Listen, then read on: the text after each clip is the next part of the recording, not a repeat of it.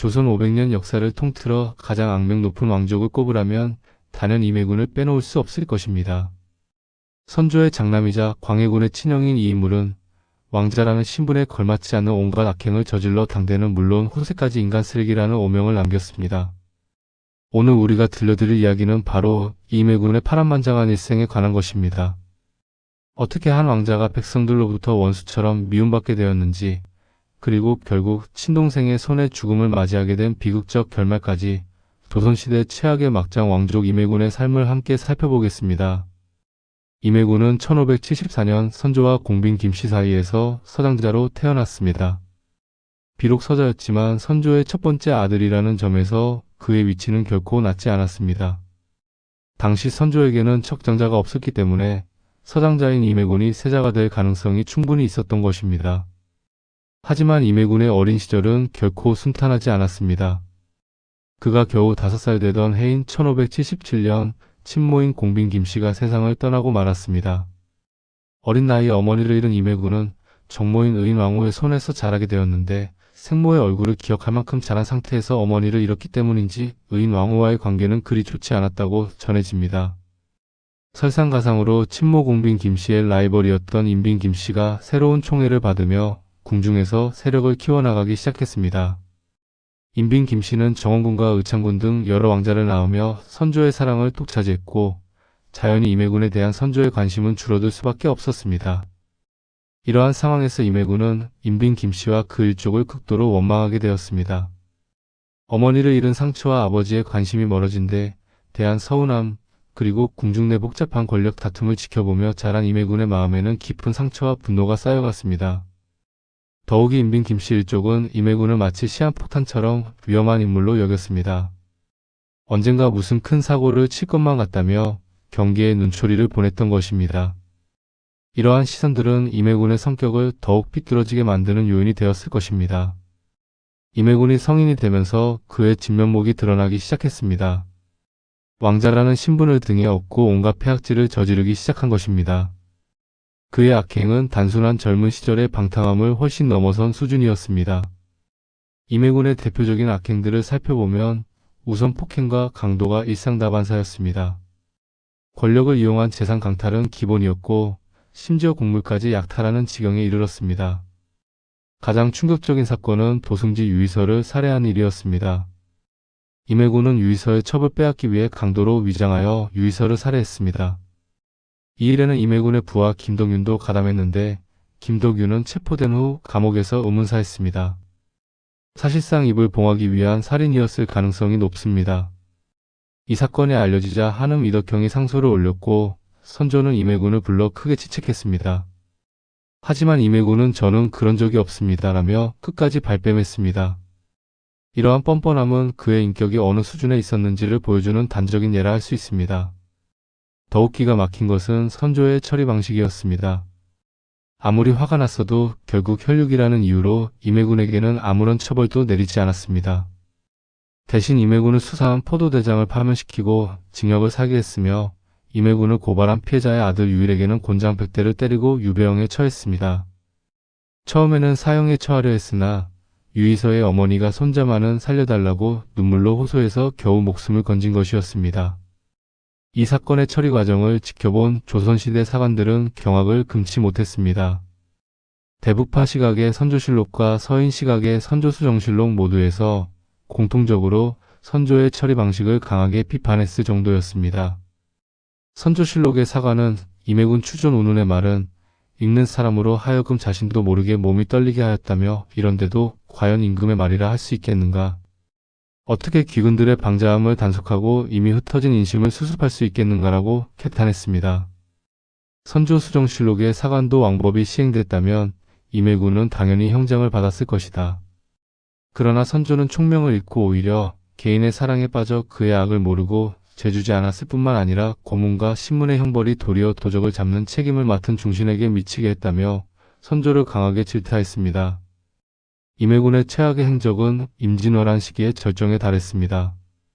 1592년 임진왜란이 발발하자 임해군은 이복동생 순하군과 함께 함경도로 떠나 병력을 모으라는 임무를 받았습니다.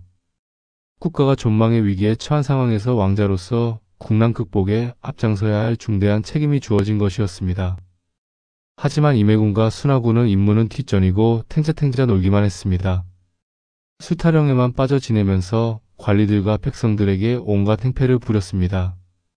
이들의 행동은 전쟁 중이라는 엄중한 상황을 전혀 고려하지 않은 것이었습니다. 결국 참다 못한 함경도 백성들이 폭발하고 말았습니다. 국경인 콕세필 등 함경도 백성들은 일본군의 가토 기요마사와 내통해 임해군과 순하군을 붙잡아 일본군에게 넘겨버렸습니다. 이는 매우 충격적인 사건이었습니다. 백성들이 자국의 왕자를 적군에게 넘기는 반역을 저지른 것입니다. 하지만 오죽했으면 일본군조차도 이들의 막장 행각을 듣고는 혀를 차며 국경인 형제와 함경도 백성들의 심정을 이해해 주었을 정도였습니다. 심지어 일본군은 이 두 왕자를 사람 취급도 하지 않았다고 기록되어 있습니다. 이후 포로 협상을 통해 두 왕자는 풀려났지만 포로가 되었다는 굴욕으로 인해 성격이 완전히 더 망가져 버렸습니다. 조선 왕자라는 신분으로 적군의 포로가 되어 온갖 굴욕을 당한 경험은 임해군의 비뚤어진 성격을 더욱 극단으로 몰고 갔던 것입니다. 이 사건은 조선시 대사에서 매우 상징적인 의미를 갖습니다. 백성들이 왕족을 적에게 넘길 정도로 분노했다는 것은 임해군의 악행이 어느 정도였는지를 보여주는 극단적인 예라 할 수 있습니다. 더욱이 이것이 나라의 존망이 걸린 전시 상황에서 벌어진 일이라는 점에서 그 심각성이 더욱 부각됩니다. 임해군과 광해군은 같은 어머니에게서 태어난 친형제였지만 두 사람의 관계는 원수와 같았습니다. 임해군은 자신이 형인데도 동생 광해군 때문에 세자가 되지 못했다고 생각하며 광해군을 평소에도 미워했다고 전해집니다. 하지만 이는 완전히 일방적인 열등감과 자격지심이었습니다. 임해군이 세자가 되지 못한 것은 광해군 때문이 아니라 자신의 막장 인격 때문이었습니다. 척장자가 없는 상황에서 서장자인 임해군이 당연히 세자가 되어야 했지만 그의 인품이 워낙 문제가 많아 아무도 그를 세자로 추천하지 않았던 것입니다. 광해군 역시 그런 형에게 좋은 감정을 가질 리 없었습니다. 명색이 친형이라는 사람이 왕실의 모범을 보이기는커녕 사사건건 시비를 걸고 백성들을 괴롭히는 일에만 힘을 써서 왕족에 대한 여론을 계속 깎아먹고 있었습니다. 광해군은 어떻게든 왕실의 권위와 위상을 다시 세우고 세자 지위를 지키려고 노력하고 있었는데 임해군은 그런 노력에 찬물을 끼얹는 존재였습니다. 광해군 입장에서는 친형제가 아니라 왼수 그 자체였을 것입니다. 만약 임해군이 평소 행실이 올바르고 처신과 자기관리에도 뛰어난 사람이었다면 장자로서 당연히 유력한 세자 후보가 되었을 것입니다. 그랬다면 광해군을 질투할 이유도 없었을 것이고 광해군도 그런 형을 존중하고 존경하며 다정하게 지냈을 것입니다. 하지만 현실은 정반대였습니다. 임해군은 백성과 조정 대신들은 물론 친형제마저 학을 뗄 정도로 평소 인격과 행실이 막장이었습니다. 이 때문에 붙인 선조도 아무리 혈육이라지만 명색이 장남인 임해군을 세자로 책봉하려는 생각은 추호도 없었습니다. 선조는 임해군이 왕이 될 경우 연산군보다 심한 암군이자 폭군이 될 것이 자명하다고 판단했던 것입니다. 이는 결코 과장이 아니었습니다. 임해군의 행적을 보면 그가 왕권을 갖게 되었을 때 어떤 일들이 벌어졌을지 충분히 짐작할 수 있기 때문입니다. 1608년 선조가 승하하고 광해군이 즉위하자 상황이 급변했습니다. 그동안 임해군을 거의 유일하게 비호해주던 선조가 세상을 떠나자 조정 대신들은 기다렸다는 듯이 일제 임해군을 처단하라는 상소를 올리기 시작했습니다. 놀라운 것은 이 상소들이 당파를 가리지 않았다는 점입니다. 서인과 북인, 남인을 초월해서 모든 정치 세력이 한 목소리로 임해군의 처단을 요구했습니다. 심지어 훗날 영창대군을 지키기 위해 사실상 목숨을 건 상소를 올리는 의병장 곽재우마저 임해군을 하루빨리 처단하라고 주장했을 정도였습니다. 이는 임해군에 대한 당대 사람들의 평가가 어떠했는지를 여실히 보여주는 사례입니다. 평소 정치적으로 대립하던 세력들이 임해군 처단에 대해서만은 완전히 의견일치를 보였던 것입니다. 하지만 광해군의 처리 과정은 공정하지 못했습니다. 고변을 들은 직후에는 내 형이 그럴 리 없다며 일단 쉴드를 쳐줬지만 3사가 절도 안치를 청하자 혐의를 기정사실화하여 유배부터 보낸 후 옥사를 벌였습니다. 더욱 문제가 된 것은 수사 과정이었습니다. 죄가 없을 일말의 가능성조차 무시한 채 종들에게서 자백이 나올 때까지 혹독한 고문을 가했습니다. 종 한 명이 고문을 이기지 못해 군기를 땅에 묻었다고 진술했는데 광해군은 바보가 아닌 이상 벌써 판했을 거다라며 자신의 머릿속 각본에 따라 자백할 것을 강요했습니다. 이는 명백히 결론부터 내리고 증거를 맞춰가는 방식이었습니다. 대사원 정구, 이덕형 등이 관용론을 펴자 못마땅하게 여긴 반면 정인홍이 임해군의 처벌을 주장하는 상소를 올리자 기뻐했다는 기록이 이를 잘 보여줍니다. 임해군의 운명을 더욱 복잡하게 만든 것은 명나라의 개입이었습니다. 명나라에서는 형인 임해군이 엄연히 있는데 아우인 광해군이 왕이 되는 것이 석연치 않다고 지적했습니다. 이에 조선 조정에서는 임해군이 건강이 좋지 않아 광해군에게 왕위를 양보했다고 거짓 보고를 올렸습니다.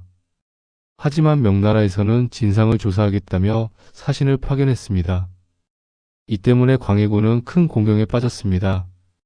임해군을 죽였거나 강제로 패했다는 사실이 드러나면 조선의 왕위 계승에 심각한 문제가 될 수 있었기 때문입니다. 광해군은 형조 정랑 정호관과 선정관 신경원을 보내 임해군을 데려오게 했습니다. 또한 외숙부 김혜직을 보내 임해군에게 명나라 사신을 만났을 때 답할 말을 미리 일러주게 했습니다. 이때 상황을 보면 임해군의 심정을 어느 정도 짐작할 수 있습니다. 외숙부 김혜직을 본 임해군은 자신은 아무 죄가 없다며 통곡했다고 전해집니다. 아무리 평소 행실이 나빴다 하더라도 정작 자신이 역모를 꾸몄다는 혐의에 대해서는 억울함을 느꼈던 것 같습니다. 이후 임해군은 서강으로 나와 명나라 사신 어밀개와 만해민을 만나고 병에 걸린 척 연기를 했습니다. 어밀개는 의문을 품었지만 광해군에게 뇌물을 받고 돌아갔습니다. 명나라 사신들을 보낸 후 임해군은 다시 교동도로 유배되었는데 그곳에서 의문사했습니다. 아마도 광해군이 암암리에 암살했거나 사살했을 것이라는 심증만 제기될 뿐 정확한 사인은 지금도 불명입니다. 훗날 인조 때 기양지의 관리가 톡살했다는 노비의 증언이 나오기는 했지만 이건 역시 반정 세력의 권력 정당화를 위해 조작한 것이 아닌가 하는 추측이 있어 진실은 여전히 베일에 쌓여 있습니다. 임해군의 죽음은 조선에 예상치 못한 부작용을 가져왔습니다. 가장 심각한 문제는 명나라와의 관계에서 뇌물 정치의 시작이었습니다. 연려실기술의 기록에 따르면 본래 조선은 명나라에게 종계변무나 임진왜란 때 원군을 요청할 때도 뇌물을 사용하지 않았습니다. 하지만 광해군이 임해군 옥사를 덮기 위해 명나라 사신에게 최초로 뇌물을 사용하게 되었고 이때부터 조선은 명나라 사신들에게 호구 잡혀 뇌물을 바쳐야 했다고 기록되어 있습니다. 특히 인조 반정을 일으킨 서인들과 인조도 임해군을 죽인 일은 큰 문제로 여기지 않았습니다. 폐위 명분으로 잘 알려진 폐모살제라는 표현에 사령은 포함되지 않은 것만 봐도 알 수 있습니다. 임해군과 자주 비교되는 인물이 바로 양녕대군입니다. 양녕대군 역시 장남이면서 세자에서 폐위된 인물이지만 세종은 그런 형을 끝까지 지켜줬습니다. 태종이 죽은 후 양녕대군을 죽이라는 상소가 빗발쳤지만 세종은 그런 의견을 모두 묵살하고 못난 형을 보호했던 것입니다. 하지만 양녕대군도 그런 동생의 은혜에 보답하기는커녕 세종 제2기에도 폐악질을 계속했고 심지어 세종과 문종이 사망한 직후에는 수양대군의 계유정난을 대놓고 지지하며 왕실 여론바람잡이 역할까지 했습니다. 이런 점에서 보면 임해군과 양녕대군은 모두 왕족으로서의 책임을 다하지 못한 인물들이라 할 수 있습니다. 다만 임해군의 경우 그 정도가 훨씬 심각했고 결국 친동생의 손에 죽음을 맞이하게 된 것입니다. 흥미로운 점은 임해군에게도 인간적인 면이 전혀 없었던 것은 아니라는 사실입니다. 영창대군의 노비들이 선조가 병에 걸린 이유가 공빈 때문이라는 무당의 말을 믿고 공빈의 묘에 저주를 시도하자 임해군은 국노를 보내 어머니의 묘를 지키게 했습니다. 아무리 막장이었어도 생모에 대한 정은 있었던 것 같습니다. 또한 이항복의 일화도 흥미롭습니다. 임해군이 반란을 일으킬 것이라는 소문이 나자 혹자가 이항복에게 은밀히 군사 대비를 하라고 권했는데 이항복은 임해군이 만약 반란을 일으킨다면 내가 평소처럼 처리하더라도 충분할 것이다 라며 대수롭지 않다는 듯이 말했다고 합니다. 이는 이항복이 임해군을 얼마나 한심하게 생각했는지를 보여주는 대목입니다. 임해군에 대한 역사적 평가는 명확합니다. 장남이면서도 일찌감치 세자 경쟁에서 배제되었고 명색이 성리학 국가인 조선에서 그 누구도 선조가 임해군을 세자 책봉에서 배제한 것을 문제 삼지 않았다는 사실이 모든 것을 말해줍니다. 조선왕조실록에서도 당대의 사관들이 평한 글을 보면 온통 악평밖에 남아있지 않습니다. 특히 주목할 점은 임해군에 대한 평가가 정치적 성향을 초월했다는 사실입니다. 대부파 성향의 선조실록과 서인 성향의 선조수정실록이 임해군에 대해서만큼은 완전히 일치된 견해를 보였습니다. 조선 왕실사를 통틀어 임해군만큼 악명 높은 인물은 드뭅니다. 연산군조차도 왕이 된 후의 행적이 문제였지 왕자 시절부터 이렇게 심각한 문제를 일으키지는 않았습니다. 양녕대군의 경우도 방탕하고 문제가 많았지만 살인이나 강도 같은 중범죄를 저지르지는 않았습니다. 임해군의 이야기는 단순한 개인의 비극을 넘어서 권력과 책임에 대한 깊은 성찰을 요구합니다. 권력을 가진 자가 그 권력을 어떻게 사용하느냐에 따라 자신은 물론 수많은 사람들의 운명이 결정될 수 있다는 것을 보여주는 사례이기 때문입니다. 임해군은 왕자라는 막대한 권력을 타고났지만 그에 상응하는 책임감은 전혀 갖지 못했습니다. 오히려 그 권력을 개인적 욕망 충족과 감정 발산의 수단으로만 사용했습니다. 그 결과는 참혹했습니다. 백성들의 원망과 증오를 받았고 친형제마저 등을 돌렸으며 결국 비참한 죽음을 맞이했습니다. 이는 오늘날 우리에게도 중요한 교훈을 줍니다. 개인이 처한 환경이나 상처가 아무리 클지라도 그것이 타인에게 해를 끼치는 행동의 정당한 이유가 될 수는 없다는 것입니다. 특히 권력이나 영향력을 가진 사람일수록 더욱 큰 책임감을 가져야 한다는 점을 임해군의 사례는 극명하게 보여줍니다. 임해군의 삶은 조선시대 한 왕족의 개인사를 넘어서 인간의 욕망과 권력, 그리고 책임에 대한 깊은 사유를 던져주는 역사적 사례입니다. 그의 비참한 최후는 권력 없는 책임감보다 책임감 없는 권력이 얼마나 위험한지를 극명하게 보여주는 교훈이기도 합니다. 권력은 자신의 욕망을 채우기 위한 도구가 아니라 더 나은 세상을 만들기 위한 책임의 무게라는 것을, 그리고 그 책임을 다하지 못할 때 결국 자신도 파멸의 길을 걷게 된다는 것을 임해군의 이야기가 생생하게 증명하고 있기 때문입니다.